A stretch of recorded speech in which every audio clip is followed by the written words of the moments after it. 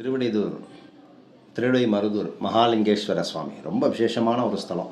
அதாவது அம்மையப்பனே வந்து பார்த்திங்கன்னா தம் மனசுக்கு பிடிச்சி தானே அமைச்சுக்கிட்ட தலம் வந்து இந்த திருவிடைமருதூர். இது வந்து இந்த திருவிடைமருதூரை நீங்கள் கேள்விப்பட்டீங்கன்னா போதும், மிகப்பெரிய ஒரு தோஷங்கள்லாம் நிவர்த்தி ஆகுது. இங்கே சக்தி வாய்ந்த எந்திரங்கள்லாம் பிரதிஷ்டை பண்ணியிருக்கு. அது பொதுவாக வந்து பார்த்திங்கன்னா 4 திசைகளில் வந்து பார்த்திங்கன்னா சிவபெருமான் வந்து பார்த்திங்கன்னா திருச்செந்தூரில் கூட நடுநாயகராக இங்கே காட்சி அளிக்கிறார். இங்கே வந்து சேர சோழ பாண்டிய மன்னர்கள் பூஜிக்கப்பட்ட பஞ்சலிங்க தலமாகவும் இது இருக்குது. மிக முக்கியமான ஒரு பரிகாரமாகவும், அதே மாதிரி வந்து பிரம்மஹத்தி தோஷத்தை நிவர்த்தி பண்ணக்கூடிய தலமாகவும், கிரகதோஷங்கள் மிக முக்கியமாக நீங்கக்கூடிய ஒரு தலமாகவும் இது இருக்குது. இதை பற்றி பேசணுன்னா பெரிய ஒரு புராண வரலாறுகள் உண்டு.